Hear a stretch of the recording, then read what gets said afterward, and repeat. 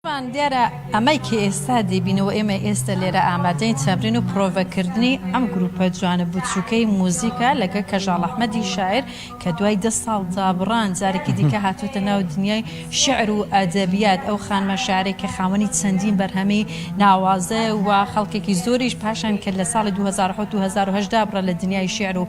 ڕۆژ دەرێت لە کوردستان گلەیەکی زۆریان دەکە کە کەژاڵخان بۆ دنیای ئەدەبیاتی بەجێ هێشتووە دوای کە ئێوارە کۆڕکی لە شاری سلێمانی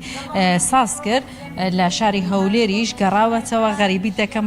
هەولێرە ماز بەم شێعرە دێتەوە و ئێستاش سەرقاڵی پرۆڤەکردنی ئەم شێعرەیە کە ئێمەش لەگەڵیا دەبین بۆی کە خۆی ئامادە بکە لەگەم گروپە کە سپینێ کاتژمێر 3 لە هۆڵی پێشەوە ئێوارە کۆڕێکی موزیک و گۆرانی ساز بکەن مش ڕاستەخوارەتمە لا کەژاڵخان هەرچەند کە ئێستا خەریکی پرۆڤەکردنی شێعرەکانێتی ڕۆکو کتم ماوەیەکی زۆرە دابڕاوە بە شێعرەکانی هاتوێتەوە وابزانم کەمی گوێ لە شارەکەشی بگنی خراپ نییە کەژاڵخان ئەگە بیتە ئێرە هەرچە خەریکی پرۆڤەکردنیشی بەرلام شتێ بەخێر بێ بۆ هەولێر و بەخێر بێتەوە بۆ دنیای ئەدەبیات و شعر و هۆنراوە کەژاڵخان ئەگەر بۆمان باز بکەی ماوەیەکی زۆر دابڕای 10 ساڵ دابڕان دووری لە شێر و ئەدەبیات و ئێستا هاتوویتە ناو باوەشی شێر و ئەدەبیات چت هەیە بۆ بینەران چت هەیە بۆ لایەنگرانی شێر و ئەدەبیات لایەنگرانی کەژاڵ ئەحمەد لەبەرەوەی شعر و ئەدەبیات بەشێکە لە ژیانم لی دانەبراوم بەڵام لە جۆرێ ژیان و کۆڕ و کۆبوونەوە و دیتنی یاران و عەزیزانی وەکو جەنابتان دوور کەوتومەتەوە 10 ساڵ لە دووری یاشیاوم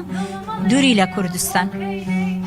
بەڵام بەردەوام بووم لە شعر نووسین کۆمەڵە شعرم ئامادەیە بۆ چاپ کتێبێکم لەسەر کوردەکانی ئەردەن ئامادەیە بۆ چاپ کە لە وڵاتە ژیاوم بە ئومێدی ئەوەی ئەو 10 ساڵ تاسەی دووری و غەمی دووریە بڕەوێتەوە بە کۆمەڵێ چالاکی زۆر جدی سپێنێ لە ئێوارەکە لە ئێوارە کۆڕەکە تا جیا لە شێرە کۆنەکانە هۆنراوی نوێژ گوێبیست دەبین زۆربەی شارەکان نوێن تەنانەت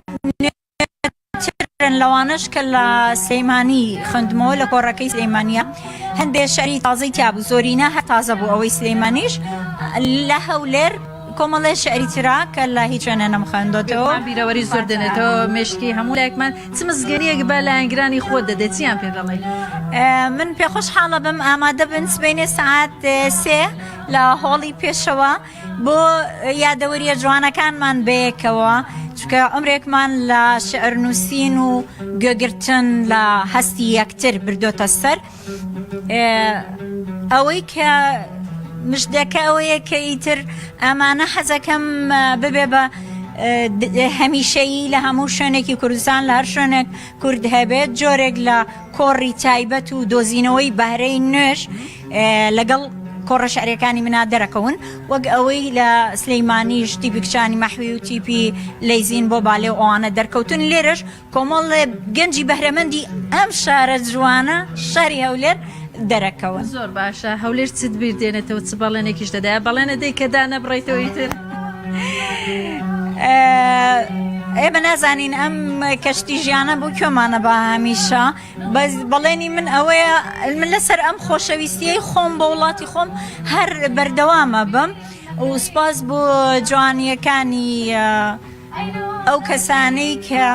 لە کوردستانە خەون و خەیاڵیان ئەوەیە کە تازە و جوان پێشکەش بکەن و شارەکان پڕکەن لە بەهرە و تواناکانیان هەولێرە ماست پێ دەڵێ هەولێر شێعری هەولێرە ماست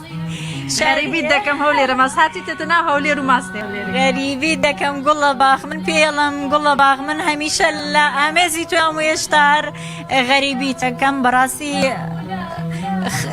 خەون و یادەوەری زۆر جوانم هەیە لەگەڵ زۆربەی شارەکانی کوردستان لە ناویشیانە هەولێر من ئەمڕۆ لە کەسە زۆر خۆشحاڵەکانم بەڕاستی ئەمە یەکێ بوو لە خۆشیەکان کە بێمەوە و کۆڕێک بکەم بە ئومێدی ئەوەی لە دووهۆک و لە زۆر شوێنی تری کوردستان ئەم کۆڕانە بەردەوام بێ خەڵک کۆکەینەوانێ و تام و چێژێک بۆ پێکەوەبوون و گوێگرتن لە یەکتر بگەڕێنینەوە و هەروەها بۆ هەوڵدانمان هەمیشە بۆ ئەوەی باشترین پێشکەش بکەین لە کۆڕە شعریانە. ئەمە سپاسی تۆکەم تۆی ئازیزیش یەکێکی لەو بەهرەمەندانەی کە لەم بوارەی خۆتا کارەکەیت و ماندوو بووی. زۆر سپاس دەکەم کەژاڵخانی وای سەرکەوتن ئێوارە کۆڕێکی جوان چاوەڕێتان دەکات. سپاس دەکەم بەفەرم بەردەوام لە پرۆڤەکەتان. ئێوارە کۆڕێکی زۆر جوان لە هۆڵی پێشەوە سپەی کاتژمێر ژوان سێ ئێوارە لە هۆڵی پێشەوە بۆی کە و کەسانەی لایەنگرن کەژاڵ ئەحمەدیشکە بەڵێنیدا بە هەولێرە ماستاتوێتەوە بەڵێنی داوە جارێکی دیکە بەم شێوازە دوور نەکەوێتە لە شێر و ئەدەبیات و بگەڕێتەوە باوەشی شێر و هۆنراوە. هەفکارەمە هێر و مەولودیت گەل هەل بە زبانە کورد کەژاڵخانین گەلمە دەبوون زۆر سپاس بووە.